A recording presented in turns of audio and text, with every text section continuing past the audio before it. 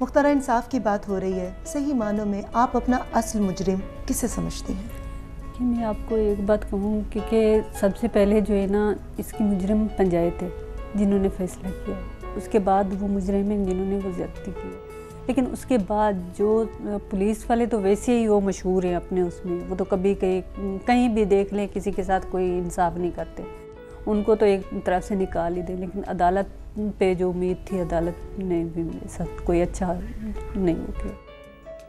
बहुत सी तंजीमों ने मिलकर इस बात को, इस इशू को उठाया था कि कुछ लोग जो ख़वातीन को घर में हरासा करते हैं और दफ्तरों में जाकर इस हवाले से कोई कानून बनाया जाए, और बना भी। आप समझते हैं कि उसका कोई फ़ायदा हुआ? लेकिन कोई फ़ायदा नहीं हुआ। वो जहाँ तक है कि वो किताबों की हद तक है, जहाँ तक मैं समझती हूँ। लेकिन आप लोग गांव में चले जाएं तो उनका कोई फ़ायदा नहीं है, कोई उस पर अमल दरामद नहीं है। वो किताबों की हद तक है तो उसका क्या फ़ायदा है जब तक अमल दरामद नहीं होगा उसके ऊपर। मुख्तारा माई हमारे साथ हैं इस वक्त, इनसे और बहुत सारी बातें होंगी, लेकिन इस वक्त लेते हैं एक छोटा सा ब्रेक। हम लोगों को दरख्तों पे चढ़ने का बड़ा शौक था। आपने आमरीत और जमहूरियत दोनों हुकूमतों में क्या तब्दीली देखी? असल बात यह है क्योंकि हमारी हुकूमत क्या कर रही है।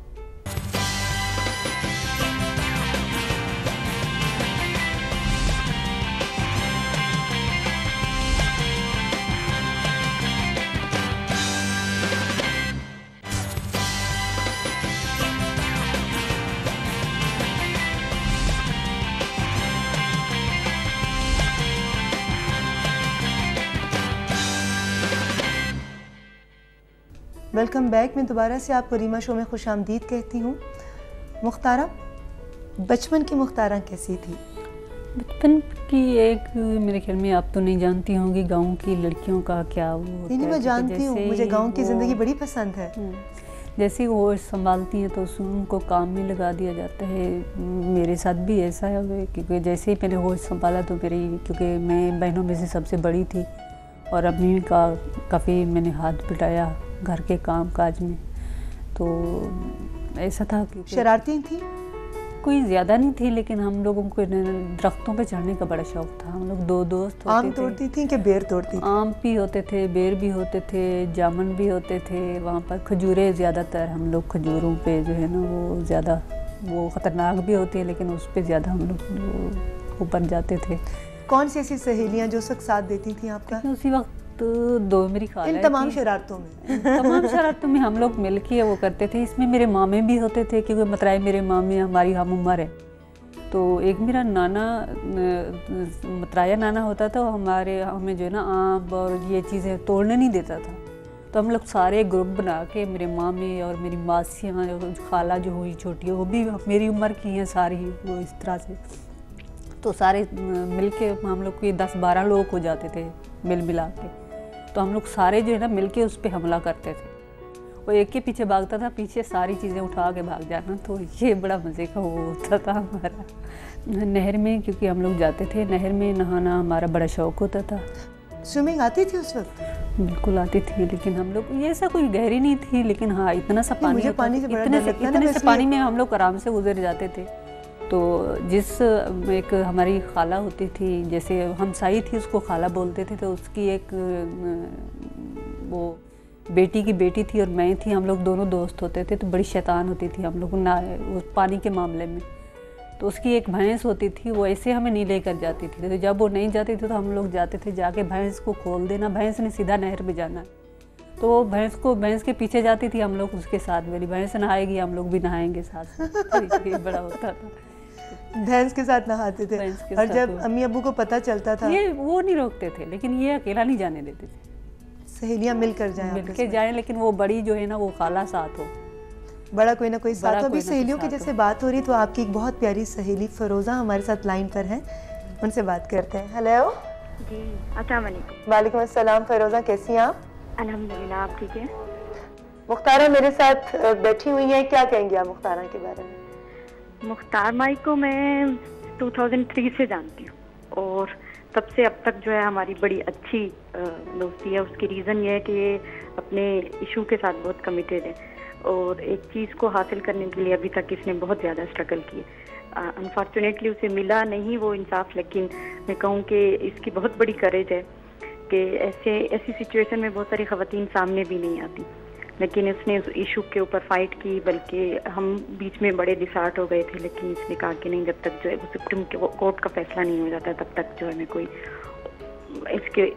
इसको पीछे नहीं हटूंगी। तो ये एक बड़ी उसके अंदर मुझे, दूसरी ये बहुत सादा सी, बहुत जो है वो, मैं ये पूछना चाहूँगी फिरोज़ा कि इस मुकदमे से हटकर मुख्तारा के अंदर ऐसी कौन सी खसूसियात है कि जो लोग इसके दोस्त बनते हैं वो उसके बाद इससे बिल्कुल पीछे नहीं हटते? वो बड़ी सादा सी और बड़ी स्ट्रेट फॉरवर्ड सी बीवी है, तो मुझे इसीलिए ज़्यादा, यानी यूँ नहीं है कि आप जैसे कुछ ज़्यादा ही किसी की तारीफ बयान करना या ज़्यादा किसी को वो कहना। बहुत कम बोलती हैं, लेकिन जब भी बोलती हैं बहुत एकदम से उस इशू के हवाले से हमारे कह के भी निकलते हैं। खराब बोलती हैं, जब भी बोलती हैं सच और खराब बोलती हैं। हाँ जी बिल्कुल। आपको इनकी ये आदत सबसे ज़्यादा पसंद है? मुझे तो जो है वो इसकी ये आदत, बहुत सादा है, इसकी ये आदत बहुत ज़्यादा पसंद है। देन बहुत क्लियर चीज़ों को जो है वो रखती है। चलिए, ये तो आपने मुख्तारा की खूबियां बता दी, इस वजह से आपने इनके साथ दोस्ती रखी है। मैं मुख्तारा से पूछती हूँ, भाई फिरोज़ा की कौन सी खूबी आपको पसंद है जो आपने उनको अपना दोस्त बना रखा है? फिरोज़ा एक ऐसी सच्ची खरी, और जो भी बात है आपस में हम लोग शेयर करते हैं, चाहे कभी हम लोगों ने एक दूसरे से बात नहीं छुपाई और कभी कोई दुख दर्द हम लोग एक दूसरे से शेयर करते हैं। तो इस वजह से हमारे मिजाज जो है ना काफ़ी सारे मिलते हैं। काफ़ी हद तक हम लोग तभी कभी ऐसा भी हो जाता है घंटा डेढ़ घंटा भी फ़ोन पे बात कर लेते हैं, लेकिन जो काफ़ी मुश्किल होता है इतना देर बात करना। क्या बातें करते हैं? गप्पे लगाते हैं? गप्पे भी लगा लेते हैं। फिर वो ऐसे भी होता है अपनी कोई ज़ाती कोई बात करनी है, ज़ाती कोई तकलीफ़ है, कोई घरेलू भी कोई मसला हो सकता है, वो भी बातें एक दूसरे से शेयर करते हैं। लेकिन फिरोज़ा जो है ना एक अच्छी और सच्ची और खरी औरत है, और ये भी मैं कहूँगी, वो तो मेरा नाम कह रही है सीधी सादी, लेकिन फिरोज़ा बहुत सीधी सादी। इसका मतलब है कि आप दोनों के बीच में दोस्ती का जो रिश्ता है वो सच्चाई की वजह से है। अल्लाह करे ये रिश्ता कायम और दायम रहे। आपका बहुत बहुत शुक्रिया Firoza. Okay, thank you. Thank you. Mukhtara, आप तो छोटी होती गांव में रहती थी, शादी के बाद आप शहर में आ गई या अभी भी गांव में रहती हैं? नहीं, मैं अपने उसी घर में रहती हूँ, अपने वालिदैन के साथ, अपनी बहनों के साथ, अपनी बच्चों के साथ, और उसी घर में, उसी गाँव में, उसी जगह पर। अच्छा, फिल्में देखती हैं? फिल्में कोई पहले तो नहीं, लेकिन अब कभी कभी देख लेती हूँ। किस तरह की फिल्में पसंद है? मुझे घरेलू जो कहानियाँ चल रही होती हैं ना, वो मुझे बहुत अच्छी लगती हैं। कोई ख़ास एक्टर एक्ट्रेस जो पसंद हो? ये तो मैं नहीं कहती, लेकिन मुझे कहानी पसंद होती है, जो घरेलू कहानी जो एक माहौल के हिसाब से चल रही होती है ना, वो मुझे बहुत पसंद आती है। गाने वाने भी सुनती हैं? गाने में सुनती हूँ अताउल्लाह साहब को बड़े शौक़ से। कौन सा उनका गाना बहुत फेवरेट है? मुझे बहुत सारे उसके गाने जो है ना, उसकी पहले तो उसकी आवाज़ बहुत फेवरेट है। उसकी आवाज़ में ऐसा दुख और दर्द है जिसको मैं बहुत ज़्यादा वो करती हूँ। लेकिन गाने नसीबुल लाल के बारे में क्या कहेंगे? उनकी मैं ज़्यादा नहीं सुनती, मैंने नहीं सुने। मैं ज़्यादा सुनती हूँ सराइकी, क्योंकि सराइकी का होता है, लेकिन सराइकी में अताउल्लाह साहब के सुनती हूँ। अताउल्लाह का कोई ख़ास गाना?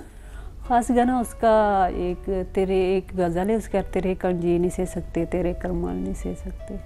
गुनगुना सकती हैं? नहीं, मुझे ये नहीं आता, बस थोड़ा सा ही आता है। और दोड़े माये भी उसके बहुत कैसे होता है? थोड़ा सा वैसे सुना दो। नहीं, मुझे ऐसे नहीं आते। मियाँ के लिए सुना दो। नहीं, मियाँ के लिए मैं ऐसी फरमाइश कभी नहीं पूरी करती। हल्का सा, ये भी एक रंग है अपने हस्बैंड के लिए। तेरे कण जी नहीं सह सकते, तेरे कण मार नहीं सह सकते, बड़ा बेवक्त आया है, हुण कुछ कर नहीं सह सकते। तो ये अताउल्लाह साहब दी गज़ल है मुझे जो बहुत पसंद है। तो काफ़ी जब किसी प्रोग्राम में आए बैठे हूँ तो मैं काफ़ी कोशिश करती हूँ मैं फ़ोन मिलाऊँ और कहूँ जी ये फरमाइश पूरी कर दें। कभी मुलाकात नहीं हुई उनसे? नहीं, मुलाकात हुई है, मेरी 2 मरतबा मुलाकात हुई है। बताया उनको? बताया, बिल्कुल बताया, उसको पता है। उसको पहले पता था, क्योंकि मैंने अखबार में कहा था तो उसको पहले पता था। उस वक्त उनको फरमाइश की कि मुझे आपका ये वाला गाना बड़ा पसंद है, तो आप मुझे सुना दीजिए। सुना था मैंने, लाइव सुना था।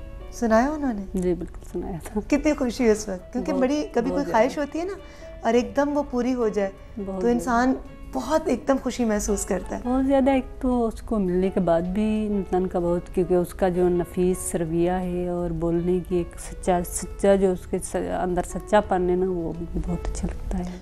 मुख्तारा, अमेरिका ने आपकी हमायत में कोई कसर नहीं उठा रखी, बल्कि हालिया अदालती फैसले पर भी उन्होंने बड़ी तनकीद की। आप इस बारे में क्या कहेंगी? क्या सच्चे दिल से वो आपका साथ दे रहे हैं? देखिए, मैं एक अमेरिका की बात नहीं करूंगी, मैं तो पूरी दुनिया की बात करूंगी।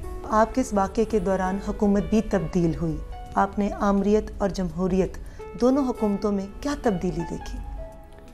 देखिए, मैंने दोनों को फेस भी किया है, क्योंकि जब मेरी याद थी तो उन्होंने मुझे 15 दिन हाउस अरेस्ट भी रखा और मेरे पासपोर्ट भी छीन लिए, मुझे CLA पे मेरा नाम भी दे दिया। उन्होंने भी काफ़ी कुछ किया, लेकिन फिर भी ये बात होती थी कि मेरी बात सुन लेते थे। तो कोई बात भी करती थी तो सुन लेते थे। जमहूरी हुकूमत ने ज़्यादा साथ दिया? इन्होंने, मैं नहीं समझती इन्होंने कोई साथ दिया है। हाँ, चंद बंदे हैं इनमें से, एक जो गवर्नर साहब बेचारे वो जो कत्ल हो गए हैं, अल्लाह ताला उनको, जी, वो उन्होंने पहला दौरा मीरवाला का किया था, अल्लाह ताला उनको जन्नत नसीब करे।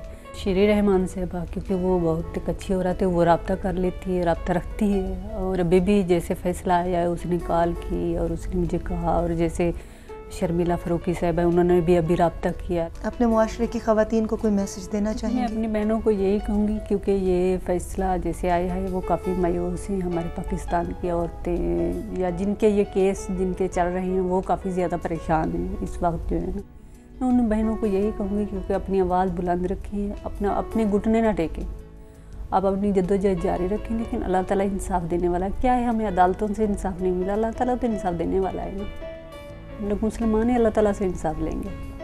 आपके इस जज्बे को मैं जितना भी सराहूँ वो कम है। आपका बहुत बहुत शुक्रिया कि आप मेरे शो में तशरीफ़ लाए। शुक्रिया, मेहरबानी। मुझे भी आपका शुक्रिया, आपने मुझे मौका दिया और बोलने का, और मेरी मुलाकात हुई आपसे, मैं बहुत शुक्रगुजार हूँ आपकी। नाज़रीन, मज़लूम जालिम के जुल्म का शिकार तो होता ही है, लेकिन वो खुद पर जुल्म तब करता है जब वो जुल्म के ख़िलाफ़ आवाज़ बुलंद ना करे। इस आवाज़ को हर कोई दबाना चाहता है। जालिम, हुक्मरान, पुलिस, मुआशरा, ये सब मिलकर मज़लूम को गुंगा करना चाहते हैं, क्योंकि उसकी आवाज़ इन सब के लिए एक गाली होती है।